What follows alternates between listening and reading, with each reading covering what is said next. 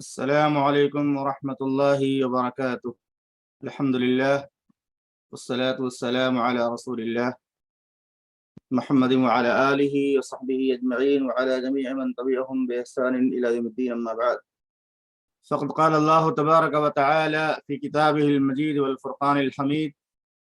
اعوذ باللہ من الشیطان الرجیم، بسم اللہ الرحمن الرحیم۔ کلا اذا دکت الارض دکا دکا وجاء ربک والملک صفا صفا۔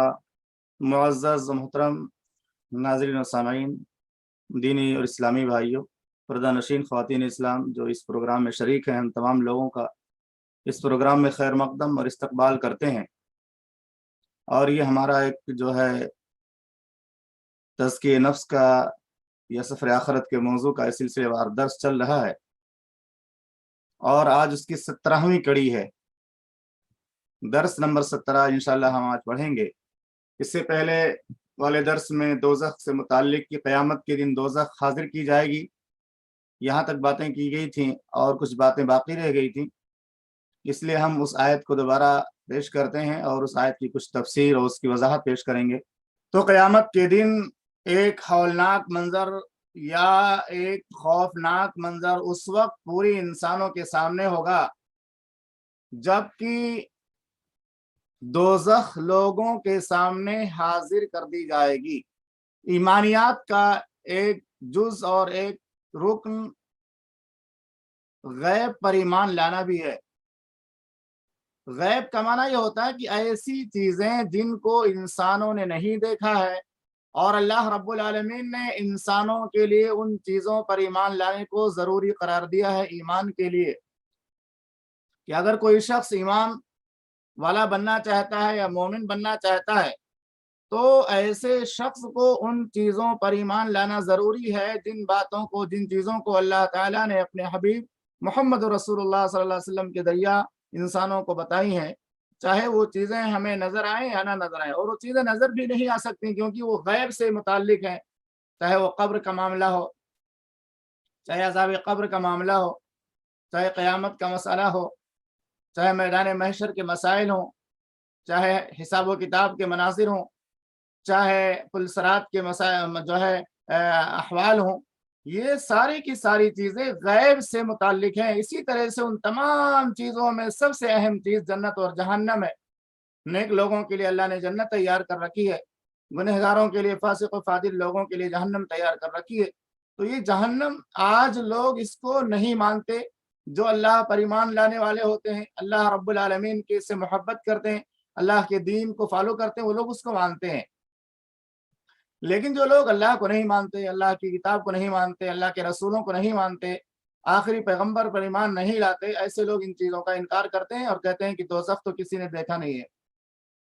دوزخ کسی نے نہیں دیکھا، ہم اس کو کیسے مانیں گے؟ جبکہ ہمارا ایمان یہ ہے کہ محمد رسول اللہ صلی اللہ علیہ وسلم کو واقعی معراج کے موقع پر دوزخ اور جنت کی سیر کرائی گئی، اور اسی طرح سے خواب میں بھی آپ کو دوزخ اور جنت کے احوال بتلائے گئے۔ اور قرآن مجید میں بہت ساری آیات ہیں جن کے اندر جنت اور دوزخ کی تفاصیل موجود ہیں۔ تو دوزخ حاضر کی جائے گی قیامت کے دن، اس وقت کیا حال ہوگا آپ ذرا غور کیجیے، غور سے سنیں اس کو، اور اس پہ اگر کچھ سوال پیدا ہوتا ہے تو سوال بھی کر سکتے ہیں۔ کلا اذا دکت الارض دکا دکا وجاء ربک والملک صفا صفا وجيء يومئذ بجهنم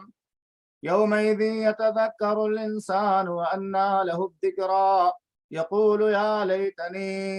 قدمت لحياتي۔ یہ مؤلف کی عبارت میں شامل ہے، اور یہ ہیڈنگ بھی قائم کی گئی ہے، دوزخ حاضر کی جائے گی۔ یقیناً جس وقت زمین کوٹ کوٹ کر برابر کر دی جائے گی اور آپ کا رب خود آ جائے گا اور فرشتے صفیں باندھ کر آ جائیں گے، اور جس دن جہنم بھی لائی جائے گی اس دن انسان کو سمجھ آئے گی، مگر آج اس کے سمجھنے کا فائدہ کہاں؟ وہ کہے گا کاش میں نے اپنی اس زندگی کے لیے کچھ پیشگی سامان کیا ہوتا، کہ دنیا کے اندر رہتے ہوئے میں نے اس آخرت کی زندگی کے لیے کچھ سامان بھیج دیا ہوتا۔ اسی طرح ایک حدیث صحیح مسلم کی یہ بھی کتاب کے اندر موجود ہے حدیث کے راوی عبداللہ بن مسعود رضی اللہ تعالی عنہما ہیں، وہ بیان کرتے ہیں کہ رسول اللہ صلی اللہ علیہ وسلم نے فرمایا یوتا بجہنم یوتا بجہنم یومئذ لہا 70,000 زمام، قیامت کے دن جہنم حاضر کی جائے گی اور اس جہنم میں 70,000 لگامیں ہوں گی اور ہر ایک لگام کو 70,000 فرشتے کھینچ رہے ہوں گے۔ تو کل فرشتے جو جہنم کو کھینچ کر لائیں گے 4 ارب 90 کروڑ ہوئے، 4 ارب 90 کروڑ فرشتے اس جہنم کو کھینچ کر لائیں گے۔ آپ غور کیجیے وہ کتنے جوش میں ہوگی، وہ بھاگ رہی ہوگی، اس کو کنٹرول کرنے والے فرشتوں کی تعداد 4 ارب 90 کروڑ۔ اللہ اکبر، اللہم اجرنی من النار، اللہم اجرنی من النار، اللہم اجرنی من النار۔ وہ جہنم اچانک آ جائے گی، یعنی قیامت کا دن جب قائم ہوگا تو جہنم کو اللہ تعالیٰ لوگوں کے سامنے پیش کرے گا۔ اور اسی طرح سے سورہ انبیاء میں اللہ رب العالمین نے ارشاد فرمایا لو يعلم الذين كفروا حين لا يكفون عن وجوههم النار ولا عن ظهورهم ولا هم ينصرون بل تأتيهم بغتة فتبهتهم فلا يستطيعون ردها ولا هم ينظرون۔ کہتے ہیں کہ اگر سچے ہو تو بتاؤ کہ یہ وعدہ کب ہے، کاش یہ کافر جانتے کہ اس وقت نہ تو یہ کافر آگ کو اپنے چہروں سے ہٹا سکیں گے اور نہ اپنی پیٹھوں سے، اور نہ ان کی مدد کی جائے گی۔ ہاں ہاں، وعدے کی گھڑی ان کے پاس اچانک آ جائے گی، انہیں ہکا بکا کر دے گی، پھر نہ تو یہ لوگ اسے ٹال سکیں گے اور نہ ذرا سی بھی مہلت دیے جائیں گے۔ تو اس سے پتہ چلتا ہے کہ جہنم یہ اچانک آئے گی اور اس کے آنے کے بعد تمام کے تمام لوگ پریشان ہو جائیں گے اور اس کو دیکھ کر کے لوگ ایمان لے آئیں گے اور کہیں گے اللہ یہ جہنم ہے، اس کی خطرناکی کو ہم لوگوں نے جان لیا، اس کے چیخ اور چنگھاڑ کو ہم نے سن لیا، اور اب ہم کو دوبارہ دنیا میں لوٹا دے، اب اس جہنم سے بچنے کا کچھ سامان کر لیں گے اور ہم تیرے اوپر ایمان لاتے ہیں۔ تو اس وقت کوئی بھی فائدہ نہیں ہوگا، جیسا کہ سورہ الف لام سجدہ میں اللہ رب العالمین نے فرمایا ربنا ابصرنا وسمعنا ولو تری اذ المجرمون ناکسوا رؤوسہم، کاش آپ دیکھتے اس وقت کو جب مجرم اپنے جو ہے چہروں کو جھکائے ہوئے، اپنے سروں کو جھکائے ہوئے ہوں گے اور جہنم کو دیکھ کر کہیں گے ربنا ابصرنا وسمعنا، اے پروردگار ہم نے دیکھ لیا اور سن لیا، فرجعنا، دنیا میں واپس لوٹا دے، دنیا میں واپس لوٹا دے، انا نعمل فرجعنا نعمل صالحا، ہم دنیا میں نیک عمل کریں گے، انا موقنون، ہم یقین کرنے والے ہیں۔ لیکن اس دن نصیحت حاصل کرنے سے کوئی فائدہ نہ ہوگا۔ جیسے کوئی آدمی کسی جو ہے یونیورسٹی کے اندر پڑھتا ہے، اسکول میں پڑھتا ہے، اور اس کے لیے ایگزام کا اعلان کیا جاتا ہے کہ فلاں دن فلاں بج کر اتنے منٹ پر یا فلاں بج کر فلاں منٹ پر اور جو ہے فلاں کتاب کا ایگزام ہوگا، اور اس وقت سے پہلے آدمی کو اختیار ہوتا ہے، اس وقت سے پہلے آدمی کے لیے مہلت ہوتی ہے، اسٹوڈنٹ کے لیے مہلت ہوتی ہے کہ اس سے پہلے وہ اپنی تیاری کر لے، سوالات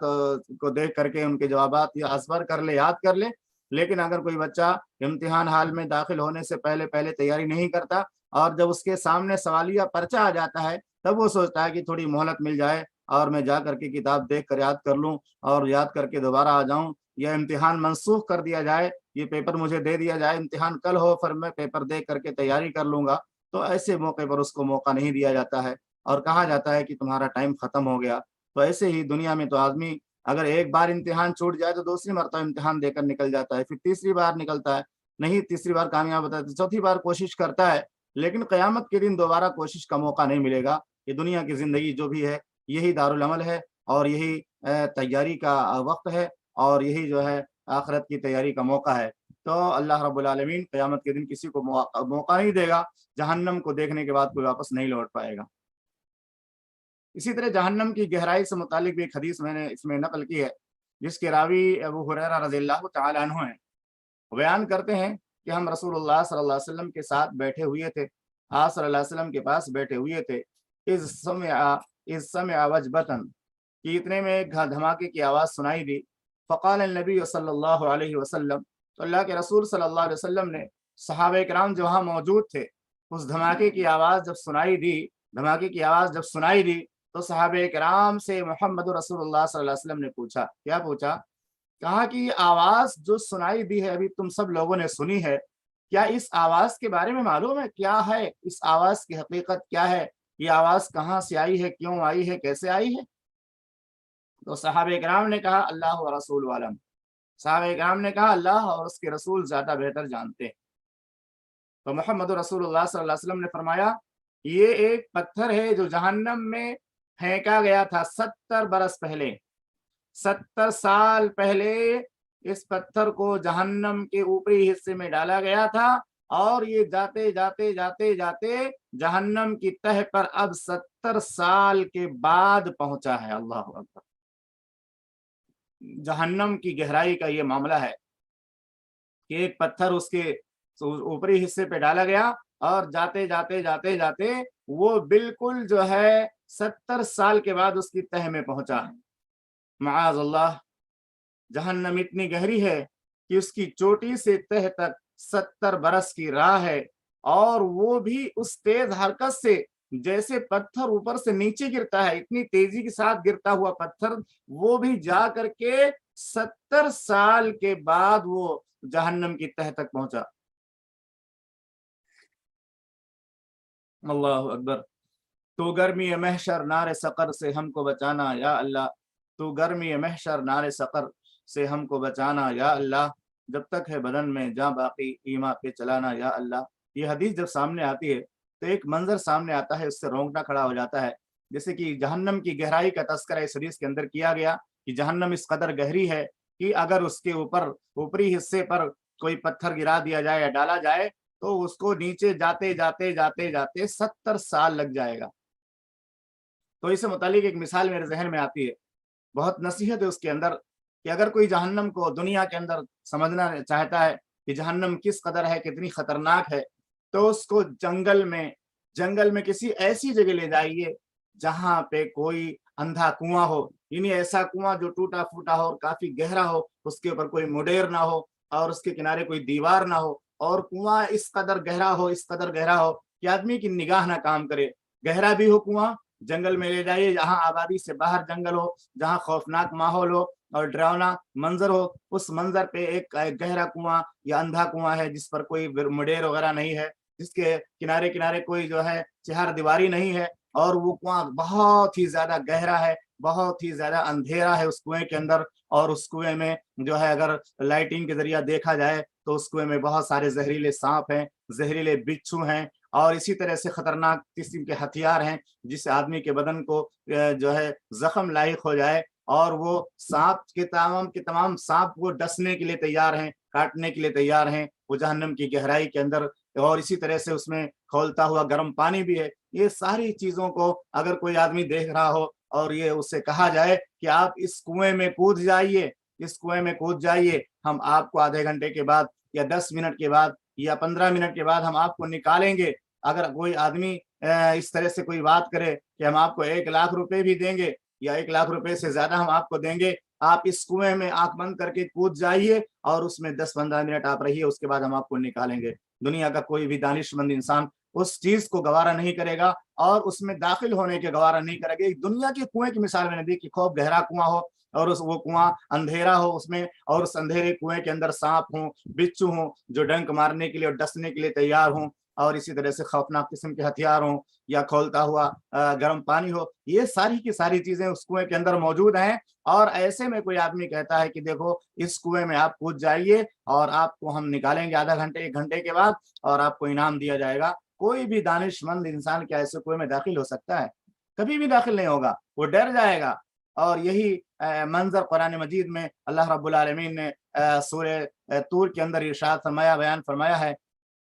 کہ اللہ رب العالمین نے فرمایا یوم یدعون الی نار جہنم دعا، جس دن جہنمیوں کو دھکے دے کر کے جہنم کے اندر ڈالا جائے گا۔ یعنی اگر کوئی آدمی اس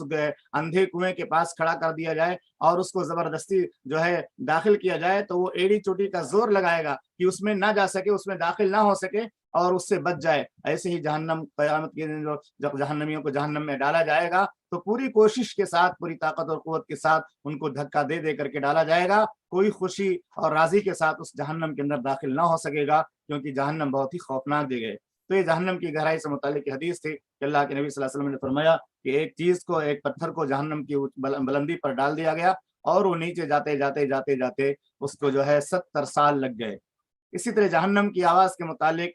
سورۃ الانبیاء کی آیت نمبر 100 میں اللہ کا فرمان ہے لہم فیہا زفیر وہم فیہا لا یسمعون، وہاں وہ چلا رہے ہوں گے اور وہاں کچھ بھی نہ سن سکیں گے۔ یعنی وہ جہنم کے اندر جب جہنمیوں کو ڈالا جائے گا تو ان کا رونا، چیخنا اور چلانا، آہو بکا کرنا اتنا زیادہ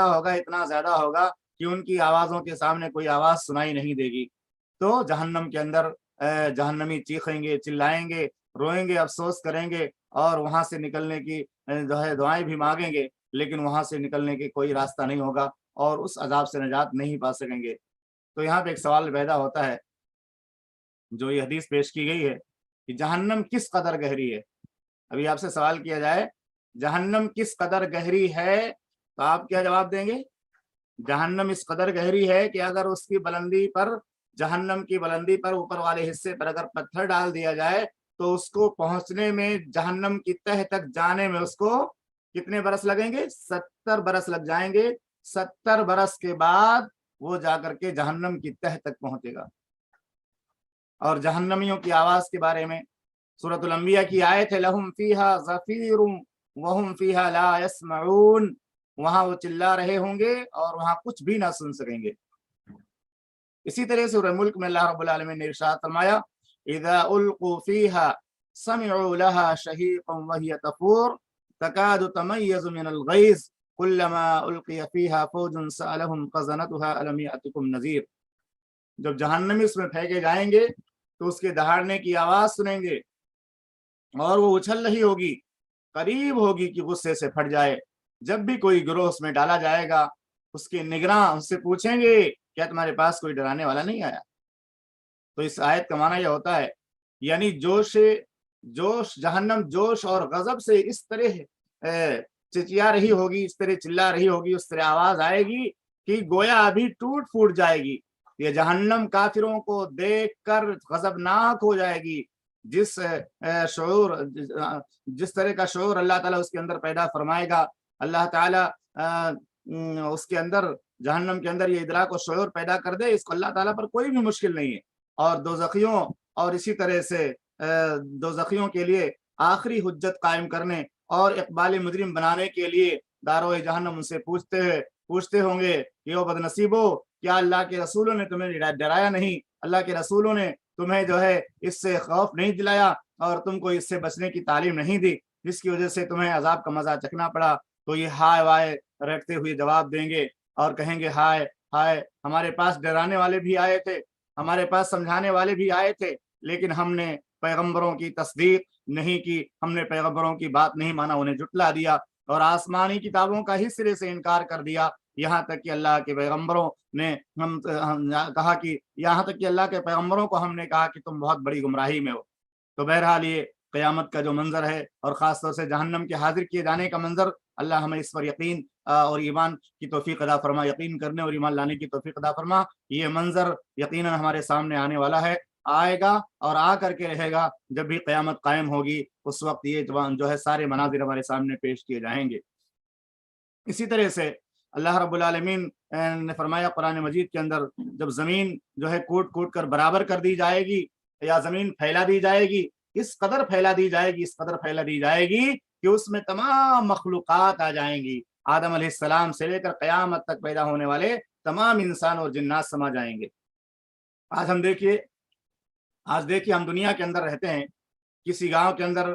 بہت زیادہ آبادی ہو، بہت زیادہ لوگوں کی تعداد ہو، تو اس گاؤں کے لیے جو قبرستان بنایا جاتا ہے نا، قبرستان جہاں پہ مردوں کو دفن کرتے ہیں، وہ قبرستان بھی تنگ ہو جاتی ہے اور اس میں بھی مردوں کو دفن کرتے کرتے ایک ایسا وقت آ جاتا ہے کہ ایک ہی قبر میں کئی مردوں کو ایک بعد دیگرے دفن کرنا پڑتا ہے، کیونکہ وہ جو زمین ہے نا، وہ زمین تنگ ہوتی چلی جاتی ہے، لوگوں کی مفاد ہوتی ہے، لوگوں کی موت ہوتی ہے، اور وہ زمین جو ایک محدود زمین ہوتی ہے اس میں قبریں ایک بعد دیگرے ہوتے ہوتے پوری زمین قبروں سے بھر جاتی ہے۔ اس کے بعد پھر پرانی قبروں کو کھود کر کے اس میں قبر بناتے ہیں، پھر اس سے پرانی قبروں کو کھود کر اس میں قبر بنائی جاتی ہے، کیونکہ آدمیوں کی تعداد دن بدن بڑھتی جاتی ہے، مرنے والوں کی تعداد میں اضافہ ہوتا جاتا ہے، ادھر دنیا میں لوگ مر رہے ہوتے ہیں، ادھر لوگ پیدا بھی ہو رہے ہوتے ہیں۔ تو ایسے ہی قیامت تک آپ غور کیجئے کہ قیامت تک آدم علیہ السلام سے لے کر کے قیامت تک اس زمین پر کتنے انسان پیدا ہو جائیں گے،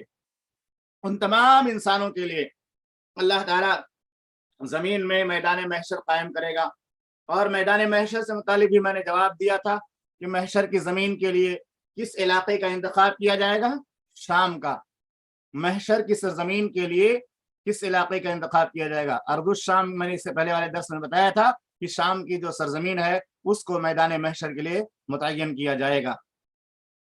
تو اتنی بڑی زمین ہو جائے گی کہ آدم علیہ السلام سے لے کر کے قیامت تک کے پیدا ہونے والے انسان اس میدان میں، ایک میدان میں جمع ہو جائیں گے۔ آج ہم دیکھتے ہیں کہ کوئی گاؤں بسایا جاتا ہے، تھوڑی ہی دوری پر اس کے مکانات ہوتے ہیں، لیکن جیسے جیسے آبادی بڑھتی ہے اور جیسے جیسے زمانہ گزرتا ہے وہ گاؤں بڑا ہوتا چلا جاتا ہے، آبادی پھیلتی جاتی ہے، لوگوں کے گھر زیادہ ہوتے چلے جاتے ہیں۔ تو آپ اندازہ لگائیے کہ آدم علیہ السلام سے لے کر قیامت تک کے انسانوں کی تعداد کتنی زیادہ ہوگی، کتنے سارے لوگ ہوں گے۔ جتنے لوگ اس دنیا کے اندر آئے چلے گئے، ان سارے لوگوں کو اللہ رب العالمین قیامت کے دن جمع کرے گا، جیسا کہ اللہ رب العالمین نے ارشاد فرمایا لقد جئتمونا فرادا، تم ہمارے پاس اکیلے اکیلے آؤ گے۔ اور اسی طرح اللہ رب العالمین نے فرمایا وضع الکتاب فتر المجرمین مشفقین مما فیہ، تمام انسانوں کو اللہ تعالیٰ جمع کر کے اور ان کے سامنے ان کے نام اعمال کو رکھ دے گا۔ وحشرناہم فلم نغادر منہم احدا، اور اسی طرح اللہ نے فرمایا ہم تمام کے تمام انسانوں کو جمع کریں گے اور ان میں کسی کو بھی باقی نہیں چھوڑیں گے۔ تو سارے کے سارے انسانوں کو قیامت کے دن اللہ تعالیٰ جمع کرے گا، ان کا حساب و کتاب لے گا۔ اسی طرح سے وجاء ربک، اس کی تفسیر میں امام طبری فرماتے ہیں وجاء ربک، اور آپ کا پروردگار آئے گا۔ اس کی تفسیر کیا ہے؟ هذا حين ينزل من عرشه الى كرسيه لحساب خلقه، یہ اس وقت کا منظر ہے جب رب العالمین اپنے عرش سے اتر کر کرسی حساب کی کرسی پر آئے گا، اپنی کرسی پر آئے گا مخلوقات کا حساب لینے کے لیے۔ جب آپ کا رب العالمین اپنے عرش سے اپنی کرسی کی طرف اترے گا اپنے مخلوق کے حساب لینے کے لیے۔ والملک صفا صفا، اور فرشتے صف در صف آئیں گے۔ عطا فرماتے ہیں یرید صفوف الملائکہ، اس مراد فرشتوں کی صف ہے۔ وَأَهْلُ كُلِّ سَمَاءٍ صَفٌ كُلِّ عَلَى حِدَةٍ، اور ہر آسمان کی وَأَهْلُ كُلِّ سَمَاءٍ صَفٌ عَلَى حِدَةٍ، اور ہر آسمان کے فرشتوں کی الگ صفیں ہوں گی۔ آسمان کتنے ہیں؟ آسمانوں کی تعداد 7 آسمان ہیں، السماوات السبع، آسمانوں کی تعداد 7 ہے۔ تو 7 آسمان ہوں گے ہیں، کسی وجہ سے قیامت کے دن جب فرشتے آسمان سے اتریں گے تو ان فرشتوں کی تعداد کتنی ہوگی؟ ان کی فرشتوں کی صفوں کی تعداد 7 ہوگی۔ ہر آسمان کے فرشتوں کی ایک صف ہوگی، اور آسمان کی تعداد 7 ہے، تو ہر آسمان کے فرشتوں کی جب ایک صف ہوگی تو گویا کی تمام صفوں کی تعداد 7 ہوگی۔ ہر آسمان کے فرشتوں کی ایک صف ہوگی، دوسرے آسمان کے فرشتوں کی ایک صف ہوگی، اس طرح گویا 7 صفیں فرشتوں کی ہوگی سورہ زمین پر، اور وہ زمین کے پورے کناروں کو بھر دیں گی، یہاں سے لے کر کے وہاں تک پوری ہوئے زمین پر ان کی صفیں اسے پھیل جائیں گی، کوئی جگہ باقی نہیں رہے گی۔ تو یہ پورے صفوں کو، پوری زمین کو وہ 7 جو ہے صفیں جو ہے گھیرے ہوئے ہوں گی۔ اور اسی میدان محشر میں اللہ رب العالمین وسعت پیدا کرے گا اور تمام انسانوں کو اسی میں جمع کرے گا۔ اسی طرح سے امام طبری فرماتے ہیں یومئذ یتذکر الانسان یقول تعالی، اللہ رب العالمین فرماتا ہے یومئذ یتذکر الانسان تفریطہ فی الدنیا فی طاعت اللہ، جب قیامت کی دن آئے گا تو انسان اپنی اس کمی اور کوتاہی کو یاد کرے گا جو اس نے دنیا میں اللہ کی طاعت میں کیا تھا، اور ان نیک اعمال کے انجام دینے میں جو اسے اللہ تک قریب کرنے والے ہوں۔ لیکن اس دن نصیحت حاصل کرنے سے کوئی فائدہ نہ ہوگا۔ آدمی کہے گا ارے نماز نہیں پڑھی تھی، ہم نماز پڑھیں گے، روزہ نہیں رکھا تھا، ہم روزہ رکھیں گے۔ جیسے وہ بچے جو امتحان کی تیاری نہیں کرتے ہیں، امتحان حال میں رونے لگتے ہیں کہ ماسٹر صاحب تھوڑا سا مجھے پیپر دے دیجئے، 1 دن کی مہلت دیجئے، میں یاد کر لوں گا، میں تیاری کروں گا، میں پوری رات جاگ جاگ کر کے ایک ایک جواب حل کر کے آؤں گا تاکہ میرا نمبر نہ کٹے، لیکن اس وقت کوئی بھی موقع نہیں ملتا۔ ایسے قیامت کے دن بھی انسان اپنی دنیاوی زندگی کو دیکھ کر سوچ کر یاد کرے گا کہ میں نے فلاں گناہ کیا تھا، فلاں غلطی کی تھی اور فلاں جرم کیا تھا، اے اللہ دنیا میں لوٹا دے، اپنی غلطی کی اصلاح کریں گے، گناہوں سے بچیں گے اور نیکی اور اچھے اعمال انجام دیتے رہیں گے، نیکیوں کو کرتے رہیں گے، اچھے اعمال کو انجام دیتے رہیں گے۔ لیکن اس دن نصیحت حاصل کرنے سے کوئی فائدہ نہ ہوگا۔ اسی طرح سے اللہ کے عرش کے سائے میں پناہ لینے والے کچھ اللہ کے خوش نصیب بندے ایسے ہوں گے جن کو رب العالمین قیامت کے دن اپنے عرش کے سائے میں جگہ دے گا۔ وہ قیامت کا دن جب کہ اللہ کے عرش کے سائے کے علاوہ پوری روئے زمین پر، پوری کائنات میں کوئی بھی سایہ نہ ہوگا، اور لوگ گرمی کی شدت سے پریشان ہوں گے۔ سورج 1 میل یا 1.25 میل کی مسافت پر آ جائے گا۔ ایسے موقع پر انسانوں کو ضرورت ہوگی سائے کی، انسانوں کو ضرورت ہوگی ٹھنڈے پانی کی، اور ایسے موقع پر اللہ رب العالمین اپنے 7 قسم کے بندوں کو اپنے عرش کے ایئر کنڈیشن جو سایہ ہوگا، عرش کے سائے میں جگہ عطا فرمائے گا۔ عرش کے سائے سے مراد، اللہ کے سائے سے مراد عرش کا سایہ۔ سوال میں نے کیا ہے اللہ کے سائے سے کیا مراد ہے؟ اللہ رب بہت سی ساری حدیثوں میں کہ اللہ تعالیٰ اپنے سائے میں جگہ عطا فرمائے گا، تو اگر یہ سوال کیا جائے کہ اللہ رب العالمین کے سائے سے کیا مراد ہے تو کیا جواب دیں گے؟ اللہ کا سایہ، اللہ کے سائے سے مراد اللہ کا سایہ، یا اللہ کی جنت کا سایہ، یا اللہ کے عرش کا سایہ، یا حاملین عرش فرشتوں کے پروں کا سایہ۔ یہ 4 جوابات ہیں۔ اللہ کے سائے سے مراد حقیقی معنوں میں اللہ کا سایہ مراد ہے،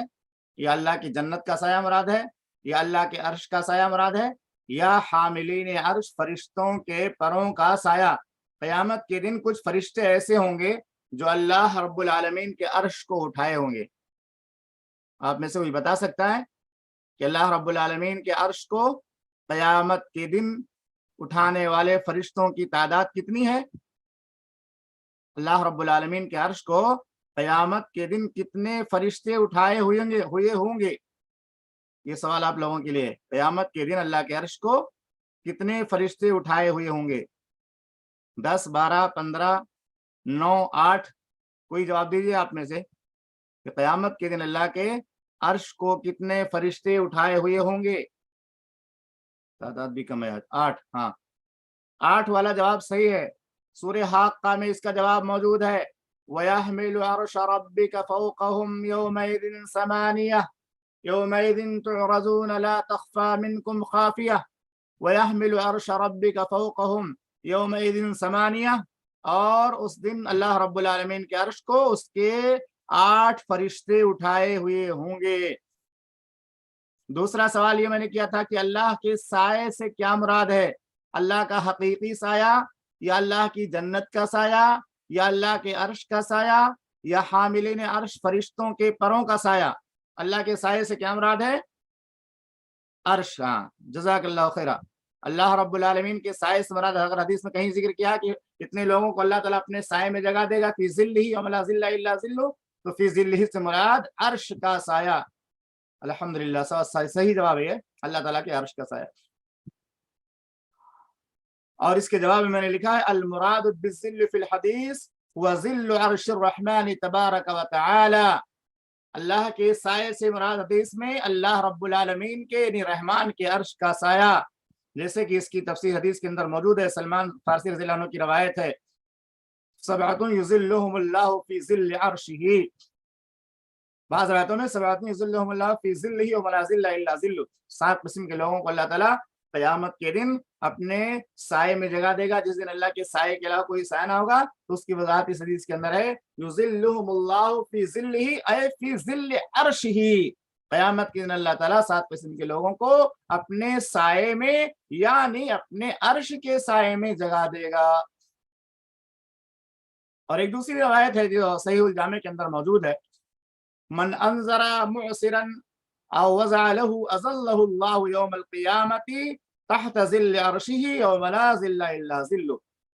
جس نے کسی تنگ دست کو مہلت دیا یا اس کے قرض کو معاف کر دیا، تو ایسے شخص کو بھی اللہ تعالیٰ اپنے عرش کے سائے میں جگہ دے گا۔ اور جو 7 قسم کی جو ہے لوگ ہیں ان کا تذکرہ انشاءاللہ ابھی آئے گا۔ ایک سوال یہ ہے، ابھی اس سے پہلے میں جواب دے چکا ہوں لیکن دوبارہ میں سوال کر رہا ہوں، قیامت کے دن اللہ رب العالمین کا عرش کہاں ہوگا؟ قیامت کے دن اللہ کا عرش کہاں ہوگا؟ مکہ و مدینہ کے درمیان، صفا و مروہ کے درمیان، میدان عرفات میں، یا میدان محشر میں؟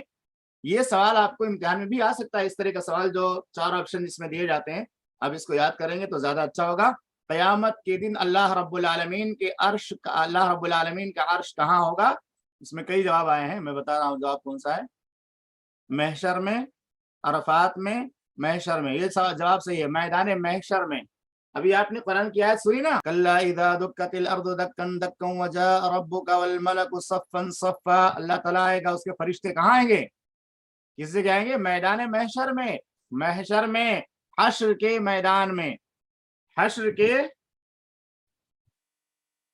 کے میدان میں تو گرمی ہوگی نا، وہیں گرمی کی حالت میں لوگ پریشان ہوں گے، سورج قریب آ جائے گا، اور اسی حشر کے میدان میں اللہ تعالیٰ کے عرش کا سایہ ہوگا، حشر کے میدان میں۔ تو یہ آپشن میں نے دیا تھا، اس کو یاد کر لیجئے گا۔ اللہ رب العالمین کے کا سایہ کہاں ہوگا، یعنی اللہ رب العالمین کا عرش کہاں ہوگا قیامت کے دن؟ اللہ رب العالمین کا عرش قیامت کے دن حشر کے میدان میں ہوگا۔ اس میں 4 آپشن دیا گیا، مکہ مدینہ کے درمیان غلط، صفا و مروہ کے درمیان غلط، میدان عرفات میں غلط، میدان محشر میں رائٹ، صحیح۔ ایک سوال ابھی اسی درس سے متعلق ہے، آپ لوگوں کے سامنے پیش کر رہا ہوں، وہ سوال بھی نوٹ کے اندر موجود ہے۔ سوال یہ ہے کہ قیامت کے دن میدان محشر میں فرشتوں کی کتنی صفیں ہوں گی؟ میدان محشر میں قیامت کے دن فرشتوں کی کتنی صفیں ہوں گی؟ جزاک اللہ، یہ جواب موجود ہے، نوٹس کے اندر بھی موجود ہے، 7 صفیں ہوں گی، لیکن یہ جواب 4 طرح کا اس کے اندر ہے، 10 صفیں ہوں گی، 80 صفیں ہوں گی، 7 صفیں ہوں گی، 70 صفیں ہوں گی، تو 7 صفوں والا جواب زیادہ صحیح ہے۔ قیامت کے دن میدان محشر میں فرشتوں کے صفوں کی تعداد جو آسمان سے اتریں گے 7 ہوں گی، کیونکہ آسمان کی تعداد 7 ہے، اور ہر فرشتے اور ہر آسمان کے فرشتوں کی ایک صف ہوگی، دوسرے فرشتوں کی دو، دوسرے آسمان کی 2، تیسرے کی 3، تو ایسے ہی 7 آسمان چونکہ ہے 7 آسمان، تو اسی طرح 7 آسمان کے حساب سے 7 صفیں فرشتوں کی ہو جائیں گی۔ ایک آسمان کے فرشتے ایک صف میں، دوسرے آسمان کے فرشتے دوسرے صف میں، تیسرے آسمان کے فرشتے تیسرے صف میں ہوں گے۔ تو یہ جواب بالکل صحیح ہے کہ قیامت کے دن میدان محشر میں فرشتوں کی تعداد 7 ہوگی۔ حشر اور محشر کا مطلب کیا ہوتا ہے؟ حشر یحشر، حشرن کے معنی ہوتے ہیں جمع کرنا، اٹھانا، جیسے کہ ہم دعا پڑھتے ہیں الحمدللہ الذی احیانا بعد ما اماتنا والیہ النشور، اللہ تعالیٰ کی تعریف ہے جس نے ہم کو مرنے کے بعد زندہ کیا، اسی طرف جمع کرنا۔ تو حشر اور نشر عربی میں یہ ایک ساتھ دونوں استعمال ہوتا ہے، حشر و نشر۔ تو حشر و نشر یہی قیامت کے دن جمع کرنا اور اکٹھا کیا جانا، یہ قیامت کے دن زندہ کیا جانا، تو اسی سے میدان محشر ہے، وہ جو ہے اسم ظرف ہے۔ محشر جمع ہونے کی جگہ، جیسے مسجد سجدہ کرنے کی جگہ، ایسے محشر جمع ہونے کی جگہ۔ قیامت کے دن اللہ رب العالمین قیامت کے دن تمام انسانوں کو جمع کرے گا، جیسے کہ اللہ رب العالمین نے فرمایا وَاضْرِبْ لَهُم مَثَلَ الْحَيَاةِ الدُّنْيَا كَمَاءٍ أَنزَلْنَاهُ مِنَ السَّمَاءِ فَاخْتَلَطَ بِهِ نَبَاتُ الْأَرْضِ فَأَصْبَحَ هَشِيمًا تَذْرُوهُ الرِّيَاحُ وَكَانَ اللَّهُ عَلَى كُلِّ شَيْءٍ مُقْتَدِرًا الْمَالُ وَالْبَنُونَ زِينَةُ الْحَيَاةِ الدُّنْيَا وَالْبَاقِيَاتُ الصَّالِحَاتُ خَيْرٌ عِندَ رَبِّكَ ثَوَابًا وَخَيْرٌ أَمَلًا وَيَوْمَ نُسَيِّرُ الْجِبَالَ وَتَرَى الْأَرْضَ بَارِزَةً وَحَشَرْنَاهُمْ فَلَمْ نُغَادِرْ مِنْهُمْ أَحَدًا، اور ہم تمام انسانوں کو جمع کریں گے۔ تو جمع ہونے کی جگہ کو محشر کہا جاتا ہے، سجدہ کرنے کی جگہ کو مسجد کہا جاتا، تو ایسے ہی اس محشر کو محشر یہ اسم ظرف ہے، ایسی جگہ کو کہا جاتا ہے جہاں پہ بہت یعنی تمام انسانوں کو آدم علیہ السلام سے لے کر قیامت تک کے تمام انسانوں کو اللہ رب العالمین جمع کرے گا۔ تو یہ میدان محشر کا ترجمہ سمجھ میں آ گیا۔ حشر اور محشر ایک ہی معنی میں، حشر کا میدان یا میدان محشر، حشر جمع کر ہونا اور محشر جہاں پہ لوگ جمع کیے جائیں گے، تو دونوں کا معنی ایک ہی ہوتا ہے۔ اسی طرح سے ابو ہریرہ رضی اللہ تعالیٰ عنہ سے روایت ہے اور کہ اللہ کے رسول صلی اللہ علیہ وسلم نے فرمایا اللہ عز و جل قیامت کے دن فرمائے گا میری عظمت اور اطاعت کے دیوانے آج کہاں ہیں؟ آج انہیں اپنے سائے میں یعنی اپنے عرش کے سائے میں جگا دوں گا، جب کہ اس دن کہیں بھی سایہ نہ ہوگا، اللہ کے عرش کے سائے کے علاوہ کوئی بھی سایہ نہ ہوگا۔ تو اللہ رب العالمین کے لیے جو محبت کرنے والے ہیں وہ تمام کے تمام لوگ بھی اللہ تعالیٰ کے عرش کے سائے میں جگہ حاصل کرنے والے ہوں گے اور ان خوش نصیب بندوں میں ان کا نام بھی ہوگا۔ تو اب آئیے اس حدیث کو جس میں جو سب سے جامع ترین اور تفصیلی روایت ہے، جامع اور سب سے مفصل روایت ہے، اس روایت کے راوی ابو ہریرہ رضی اللہ تعالیٰ عنہ ہیں، جو میدان محشر سے متعلق ہے کہ میدان محشر میں کتنے قسم کے لوگوں کو اللہ تعالیٰ جو ہے اپنے عرش کے سائے میں جگہ عطا فرمائے گا۔ وہ تفصیلی روایت اس طرح سے تفصیل بیان کرتے ہوئے اللہ کے رسول صلی اللہ علیہ وسلم نے فرمایا کہ قیامت کے دن بجز اللہ کے سائے کے نہیں، اللہ کے عرش کے سائے کے کہیں کوئی سایہ نہ ہوگا۔ اللہ تعالیٰ 7 قسم کے لوگوں کو اپنے سائے میں یعنی اپنے عرش کے سائے میں رکھے گا، جگہ دے گا۔ نمبر 1، منصف اور عادل امام، یعنی منصف اور عادل امام یعنی منصف اور عادل بادشاہ۔ 7 قسم کے لوگوں میں پہلا خوش نصیب کون ہوگا؟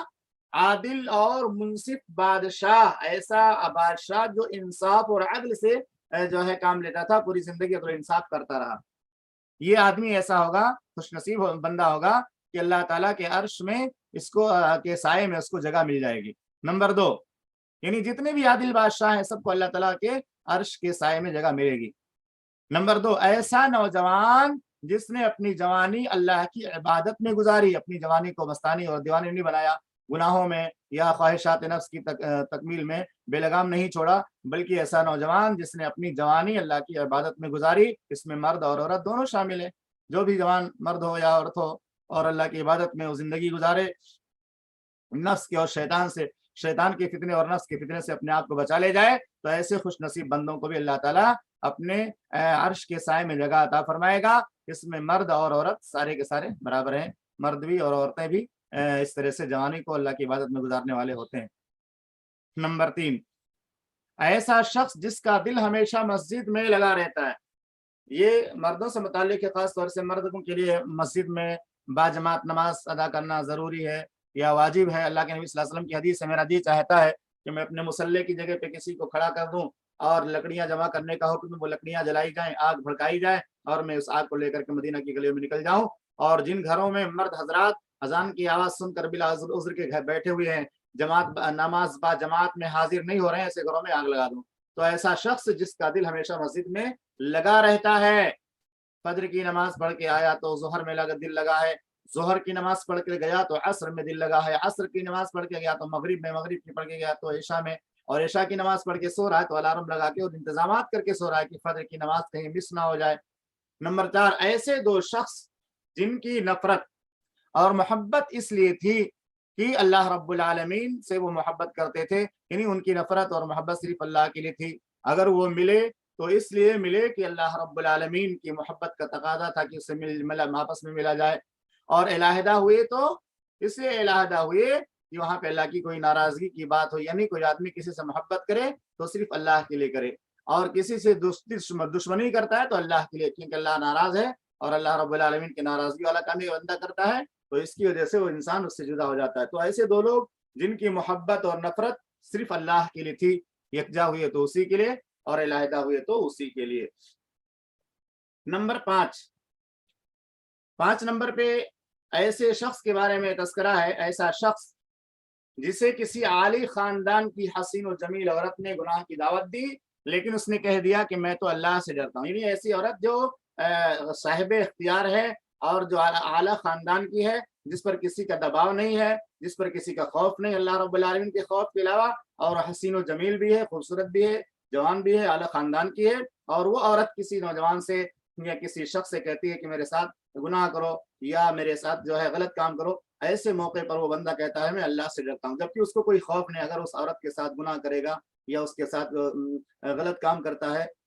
گناہ کا ارتکاب کرتا ہے، تو اس کو ڈر نہیں ہے کہ یہ عورت ہم کو یا مارے گی یا اس کی وجہ سے ہمارے اوپر کوئی کیس ہوگا یا ہم مارے جائیں گے یا ہم کو ذلیل کیا جائے گا۔ اس کو پتا ہے کہ یہ صاحب اختیار عورت ہے اور یہ جو ہے ہمیں بلا رہی ہے، یہاں پہ کوئی مسئلہ نہیں ہوگا، دنیا کے اعتبار سے کوئی دشواری نہیں ہوگی، لیکن اس کے باوجود وہ کہتا ہے انی اخاف اللہ عز وجل یا انا اخاف اللہ عز وجل، میں اللہ سے ڈرتا ہوں، اللہ کے غضب سے، اللہ کے عذاب سے ڈرتا ہوں۔ اور اس سے پہلے میں نے جب برزخ کے عذاب کا تذکرہ کیا تھا تب میں نے بتایا تھا کہ انسان اگر اس گناہ کے یا زنا کے عذاب کو سوچ لے اور اس پر غور کر لے تو کبھی اس کے قریب نہیں جائے گا۔ وہ عذاب کیا ہوگا؟ کہ ایک تنور ہے، ایک بڑا سا تنور ہے جس کا اوپری حصہ تنگ ہے اور نچلا حصہ بہت زیادہ کشادہ ہے. اس تنور کے اندر ننگے مردوں کو اور ننگے عورتوں کو داخل کر دیا گیا ہے اور وہ تنور آگ سے بھڑک رہا ہے. جب آگ اوپر آتی ہے تو ننگے مرد اور عورتیں اوپر آ جاتے ہیں اور آگ نیچے جاتی ہے تو نیچے چلے جاتے ہیں اور اس میں چیختے ہیں، چلاتے ہیں، روتے ہیں، لیکن کوئی ان کو نکالنے والا نہیں ہے. اور نبی صلی اللہ علیہ وسلم نے جب پوچھا یہ کون لوگ ہیں تو کہا گیا یہ دنیا کے زناکار لوگ ہیں جو دنیا میں زناکاری کیا کرتے تھے اور اپنے نفس کے جو ہے تسکین کے لیے یہ اللہ کی نافرمانی کا ارتکاب کیا کرتے تھے. اس کی وجہ سے ان کو عذاب دیا جا رہا. آپ غور کیجئے کہ چند منٹ کے سکون کے لیے یا چند منٹ کی لذت کے لیے آدمی اپنے آپ کو کتنے بڑے عذاب کا مستحق بنا دیتا کہ قیامت تک جو ہے اس میں انسان تنور میں رہے گا اور تنور کی آگ میں جلے گا. یہاں ایک انگلی کو آپ توے میں نہیں ڈال سکتے، ایک انگلی کو بھڑکتی ہوئی آگ میں نہیں ڈال سکتے. آدمی ٹھنڈیوں کے موسم میں جب آگ کے پاس رہتا ہے یا کوڑا وغیرہ جلتا ہے وہاں پہ اپنے آپ کو گرمی پہنچانے کے لیے لے جاتا ہے تو جیسے آگ تھوڑی تیز ہو جاتی ہے آدمی پیچھے بھاگنے لگتا ہے، یعنی اس کے اندر یہ طاقت نہیں ہوتی وہاں پہ ڈٹا رہے کیونکہ وہ گرمی سے پریشان ہو جاتا ہے. تو وہ گرمی دنیا کی جو جہنم کی گرمی کے مقابلے میں بہت ہی معمولی حیثیت رکھتی ہے. اس گرمی کو ہم برداشت نہیں کر سکتے تو جہنم کی آگ کا وہ انظر کیا ہوگا جس میں ننگے بدن عورتوں کو بھی اور ننگے بدن مردوں کو بھی جو زناکاری کرتے ہیں ان کو ڈال دیا جائے گا. اللہ رب العالمین سے دعا ہے کہ رب العالمین ہمیں ہر طرح کے چھوٹے بڑے گناہوں سے بچنے کی توفیق عطا فرمائے. نمبر 6، ایسا شخص بھی قیامت کے دن اللہ کے عرش کے سائے میں ہوگا جو صدقہ کرنے والا تھا، خیرات کرنے والا تھا. اللہ کی راہ میں اس نے صدقہ خیرات ایسے انداز سے کیا، اس خفیہ طریقے سے کیا کہ اس کے بائیں ہاتھ کو خبر نہ ہوئی کہ داہنے ہاتھ نے کیا خرچ کیا ہے. اس کے بائیں ہاتھ کو خبر نہ ہوئی کہ داہنے ہاتھ نے کیا خرچ کیا ہے. یہ عمل بھی انتہائی فضیلت والا عمل ہے کہ آدمی کسی بیوہ، کسی مسکین، کسی یتیم، کسی جو ہے خاک نشین اور غریب اور مفلس اور قلاش کی مدد کرتا ہے. رات کی تاریکی میں اس کے پاس جاتا ہے، رقم دیتا ہے اور اس کی خیر اور بھلائی کے لیے اللہ سے دعا کرتا ہے اور کسی کو اس کی خبر تک نہیں ہوتی ہے، کسی کو اس کی خبر بھی نہیں ہوتی ہے. ایسا صدقہ جو اللہ کی رضا کے لیے کیا جائے جس میں کوئی ریاکاری نہ ہو، کوئی دکھاوا نہ ہو، انشاءاللہ اللہ تعالیٰ اس کے ذریعہ آدمی کو بہت ہی زیادہ اجر و ثواب عطا فرمائے گا. اور یہ کتنی بڑی فضیلت ہے کہ ایسا شخص جو چھپے طور سے صدقہ کرتا ہے اس کے صدقے کو اللہ قبول کرے گا اور قیامت کے دن اپنے عرش کے سائے میں ایسے خوش نصیب بندے کو جگہ عطا فرمائے گا.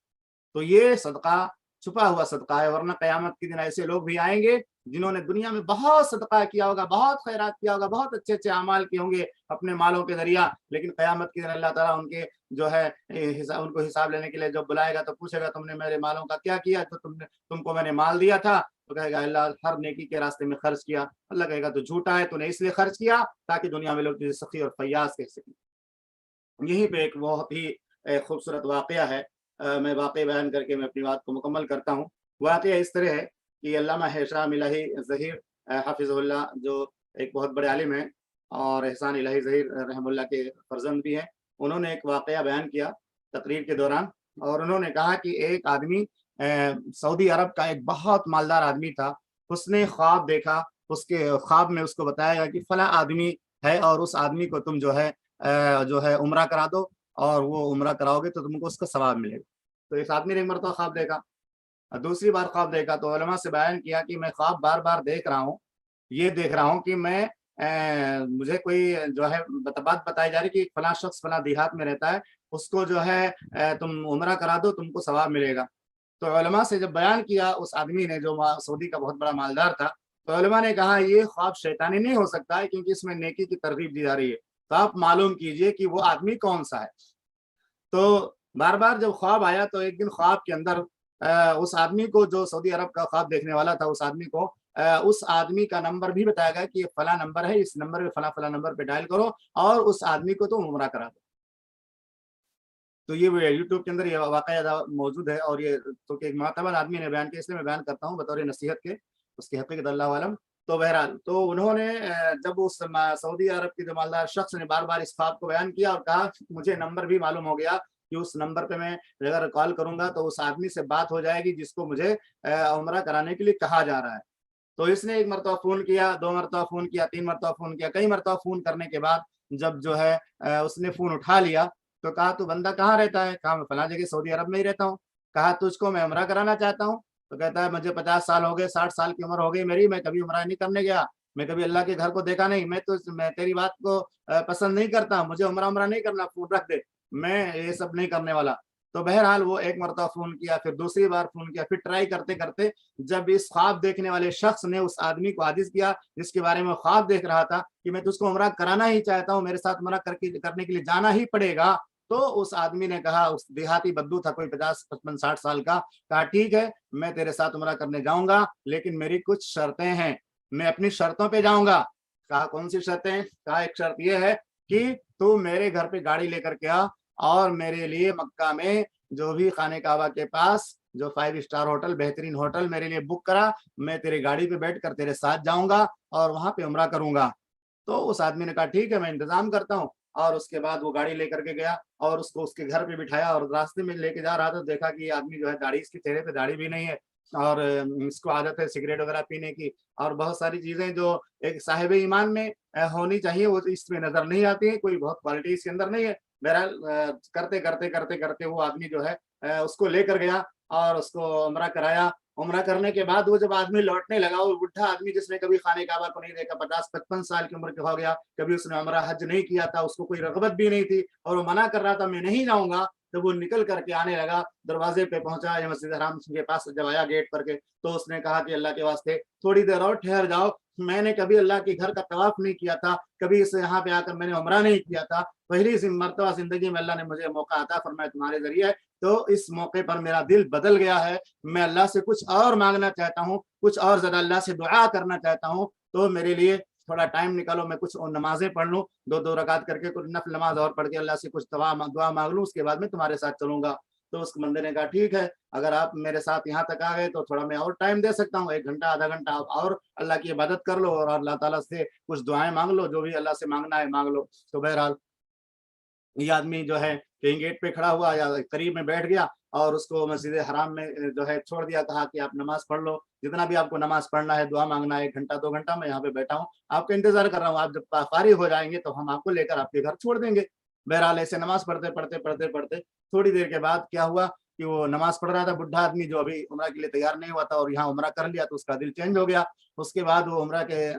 جو ہے مسجد حرام کے اندر نمازی ادا کر رہا تھا کہ وہ سجدے میں گیا اور سجدے سے اٹھنے میں بہت تاخیر ہو گئی. جب سجدے سے اٹھنے میں تاخیر ہو گئی تو یہ آدمی جو اس کو عمرہ کرانے کے لیے گیا تھا پریشان ہو گیا, کہا اتنا لمبا سجدہ کر رہا ہے, اس کا سجدہ مکمل ہی نہیں ہو رہا ہے, کیا معاملہ ہے. تو جا کر کے قریب اس کے پہنچا اور اس کے ہاتھ کو پکڑ کر کے اس کو اٹھانا چاہا تو دیکھا ہاتھ ٹھنڈا ہو گیا اور اس کا بدن اکڑ چکا ہے, یعنی اس کے جسم سے روح پرواز کر گئی سجدے کی حالت میں. وہ بندہ جو بظاہر داڑھی بھی نہیں رکھا تھا اور بہت زیادہ دیندار بھی نہیں لگ رہا تھا, بہرحال یہ آدمی پریشان ہو گیا. نبی اس لاش کو اٹھایا اور اٹھا کر کے وہ سعودی عرب کے اس گاؤں میں گیا جہاں وہ رہنے والا تھا. وہاں جا کر کے لوگوں سے پوچھ رہا ہے کہ آدمی بندہ کیسا تھا, یہ بندہ کیسا, اس کے بارے میں کچھ بتاؤ, یہ کون سی ایسی نیکی کر رہا تھا کہ اللہ نے اس کو اتنی بہترین موت عطا فرمائی ہے کہ ہم کو رشک آتا ہے, ہم سے زیادہ یہ تقوی والا ایسا محسوس ہو رہا ہے, اس کے عمل سے ہم کو پتہ چلتا ہے کہ یہ کوئی بہت اچھا کام کرتا تھا دنیا کے اندر جو اللہ تعالیٰ کو بہت پسند تھا اور اللہ نے اس کی توبہ کو قبول کر لیا, اور آج اس کو سجدے کی حالت میں موت جو ملی ہے اس کی موت کا منظر دیکھ کر مجھے رشک آتا ہے.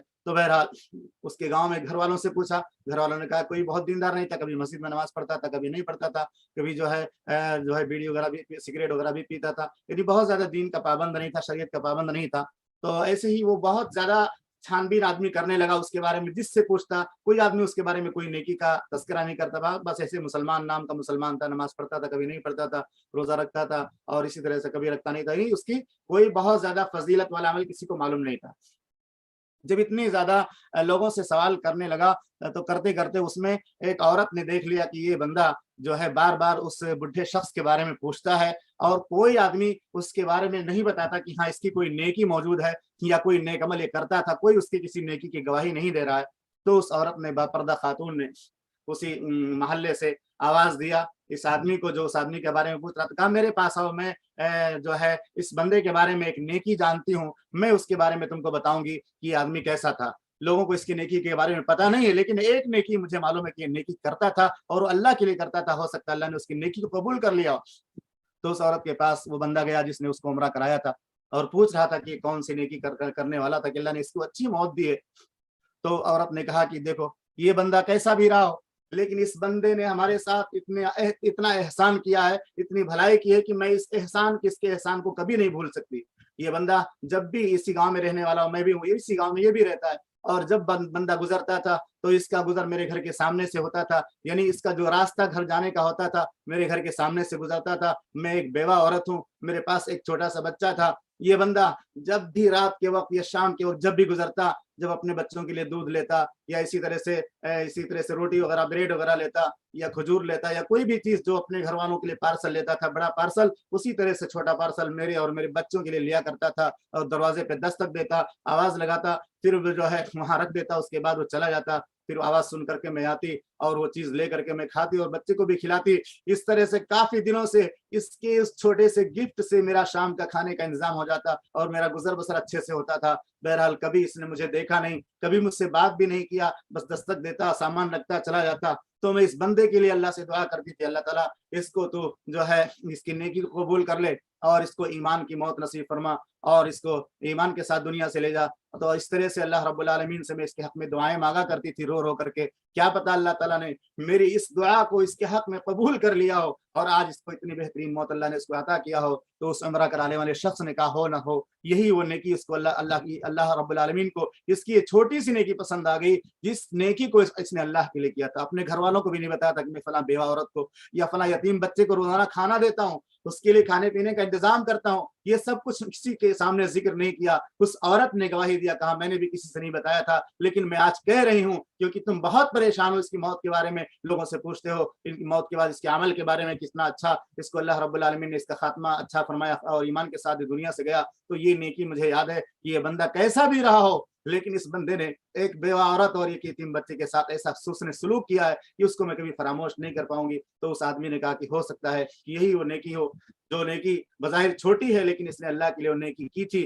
کسی کو نہیں بتایا تھا، کسی سے کہتا بھی نہیں تھا، لیکن وہ اس کے دل میں درد تھا کہ یہ بچہ یتیم ہے اور بیوہ ہے، اس کے پاس انتظام نہیں ہوتا ہے، تو اگر میں چھوٹا سا گفٹ اس کو روزانہ دے دیا کروں گا تو اس سے اس کے لیے آسانی ہو جائے گی۔ بہرحال اس نیکی کا تذکرہ کر کے پھر علامہ نے بیان کیا، علامہ جو ہے ہشام الہی زیر نے کی، یہ نیکی کوئی معمولی نیکی نہیں تھی، بڑی نیکی تھی اللہ کے لیے۔ اس نے کسی اللہ کے بندے کے ساتھ یا کسی بیوہ عورت کے ساتھ، یتیم بچے کے ساتھ اللہ کے لیے حسن سلوک کیا تھا۔ اس عورت نے کہا میں گواہی دیتی ہوں کہ کبھی اس بندے نے میرا چہرہ تک نہیں دیکھا، یعنی میرے ساتھ اس کا کوئی دنیاوی فائدہ نہیں تھا، کوئی نفس کا کوئی معاملہ نہیں تھا، اللہ کے لیے وہ کرتا تھا اور چلا جاتا تھا۔ اللہ رب العالمین نے اس کی اس نیکی کو قبول فرمایا۔ تو بہرحال یہ واقعہ کیونکہ علامہ ہشام الہی ظاہر حفظ اللہ نے بیان کیا تھا، میں نے بطور نصیحت کے بیان کیا کہ اس طرح کی نیکی کرنے کا موقع ملے تو نہیں چوکنا چاہیے۔ چھوٹی سی چھوٹی نیکی بھی ہمارے لیے اللہ رب العالمین کے ہاں مغفرت کا سبب بن سکتی ہے، ہمارے نجات کا سبب بن سکتی ہے۔ تو وہ ایسا شخص بھی قیامت کے دن اللہ کے عرش کے سائے میں ہو سکتا ہے۔ اللہ تعالیٰ اس بندے کو بھی اپنے عرش کے سائے میں جگہ دے جو اس عورت کی مدد کیا کرتا تھا اور جس کی وجہ سے اللہ نے